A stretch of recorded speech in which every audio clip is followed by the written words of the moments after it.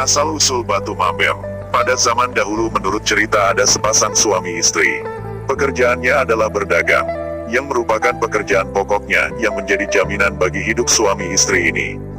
Mereka selalu menyusuri tepian sungai Kahayan, singgah dari dusun yang satu ke dusun yang lain menjajakan barang dagangannya. Alkisah tersebutlah pula sebuah dusun yang terletak di tepian sungai Kahayan, yang terkenal sebagai sebuah dusun yang sangat ramai di bawah pimpinan seorang yang arif lagi bijaksana, yaitu Dahyang Amabujang Melai Pipin Tumbang Simin, namanya. Dusun ini tidak ketinggalan pula jadi persinggahan Mamben bersama istrinya di dalam perjalanannya berdagang tersebut.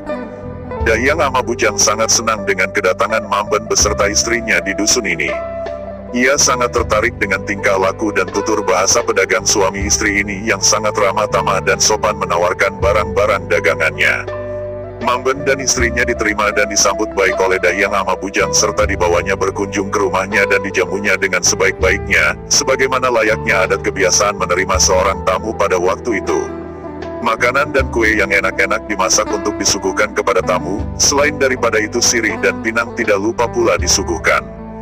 Sesudah acara makan bersama selesai dan waktu berbincang-bincang, sebagai orang yang terpandang dan terhormat di dusun itu lagi pula arif serta bijaksana, Dahyang Amabujang berusaha melayani dan menghormati kedua tamunya ini dengan baik. Menurut yang mempunyai cerita dalam acara perjamuan ini, kedua belah pihak yakni Dahyang Amabujang dengan Mamben dan istrinya telah bersepakat mengikat satu tali persaudaraan yang erat, yaitu Hangkat Hampahari, di mana kedua belah pihak berikrar sebagai orang bersaudara kandung.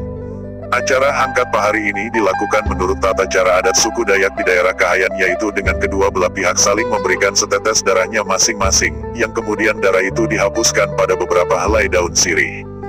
Dan kemudian sama-sama memakannya sampai habis. Tidak boleh satu tetes pun air lidah atau air sirih yang dimakan tersebut dibuang. Dengan selesainya acara ini, maka resmilah sudah sejak saat itu Mamben dan istrinya menjadi saudara dari Dahyang Amabujang sekeluarga.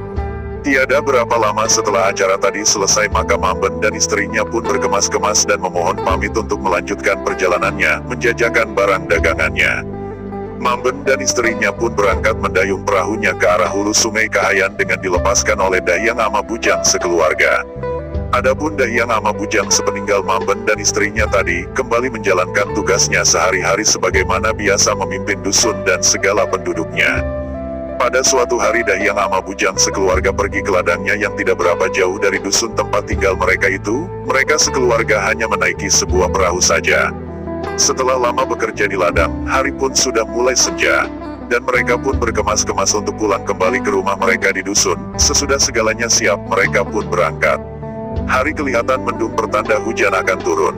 Dan benar juga di tengah perjalanan mereka ini, tiba-tiba saja langit semakin mendung, awan hitam semakin tebal dan hujan pun turun dengan lebatnya, bagaikan dicurahkan dari langit. Kilat sambar menyambar, petir sambung menyambung, seolah-olah dunia mau kiamat. Dahyang Amabujang sekeluarga menjadi basah kuyup. Mereka cepat-cepat mengayuh perahunya yang terombang-ambing oleh gelombang sungai karena kencangnya angin, agar segera sampai ke tepian rumah mereka. Akhirnya mereka pun sampai dengan selamat dan segera menambatkan perahunya di tepian. Tapi begitu perahu ditambat, betapa terkejutnya Dahyang Amabujang sekeluarga, karena tiba-tiba saja ia melihat ada sesuatu benda terapung-apung di atas permukaan air tidak jauh dari tempat perahu tertambat. Dengan disinari oleh cahaya kilat dan setelah diperhatikan benar-benar tampaklah bahwa benda tersebut adalah dua sosok mayat manusia.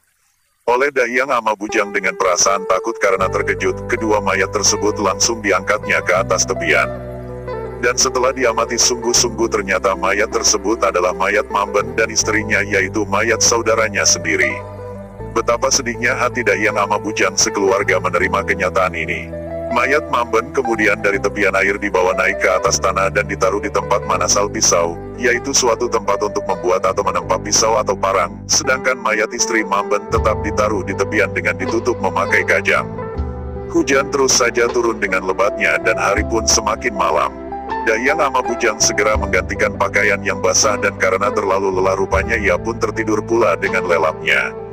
Di dalam tidurnya itu Dahyang Amabujang telah bermimpi bertemu dengan Mamben dan istrinya serta berbicara dengan mereka. Mamben berkata, "Kami berdua saudaramu ini, telah dibunuh orang dan harta benda kami habis diambil mereka. Mayat kami dilemparkan ke air, kemudian larut dan tersangkut di tepian kalian. Tapi kamu jangan sakit hati sebab kami berdua, saudaramu ini sebenarnya tidak mati tapi menjelma menjadi batu. Kajang yang kau pakai menutupi mayat istriku tadi akan tumbuh dan bertunas pula menjadi rotan nahas. Kajang dan rotan nahas ini ada gunanya yaitu bila mana kalian hendak berangkat mangayau, yaitu mencari atau memotong kepala, maka kalian harus mengambil kajang tersebut satu lembar, rotan nahas satu potong dan ditaruh di dalam barang-barang kalian. Nanti akan selalu beroleh keselamatan dan pulang kembali dengan membawa hasil kemenangan. Demikian penuturan Mamben yang dijumpai oleh Dahyang Amabujang di dalam mimpinya itu. Setelah itu ia pun terbangun. Setelah hari sudah siang, Dahyang Amabujang pun turun ke tepian untuk melihat mayat Mamben dan istrinya guna membuktikan kebenaran daripada mimpinya. Namun apa yang ia lihat, bahwa kedua mayat tersebut sudah tidak ada lagi. Yang ada di situ hanya dua buah batu dan di tepi-tepian tidak jauh dari kedua buah batu tadi terdapat tumbuh kajang dan rotan nahas. Mamben dan istrinya telah menjelma menjadi batu sedangkan kajang dan penjalinnya telah menjelma menjadi tumbuhan kajang dan rotan nahas.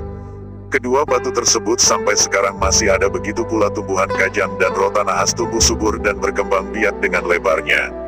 Kedua batu tersebut disebut Batu Mamben, dan dapat kita temui dan dilihat di Kampung Sepang Simin, Kecamatan Sepang, daerah Kabupaten Administratif Gunung Mas. Menurut cerita bahwa kedua batu ini pada zaman dahulu dapat memberikan tanda-tanda mengenai apa yang akan terjadi di dalam kampung tersebut. Misalnya bila mana ada serangan wabah penyakit yang akan menimpa orang kampung tersebut, maka batu Mamben ini tidak ada tampak, seakan-akan gaib menghilang. Tapi bila mana kampung ini akan mengalami kegembiraan dan kesenangan, maka batu Mamben tersebut tampak nyata, bersih bersinar bagaikan ada orang yang membersihkannya. Demikian cerita Mamben bersama istrinya yang menjelma menjadi batu, yang terjadi di daerah Kabupaten Administratif Gunung Mas.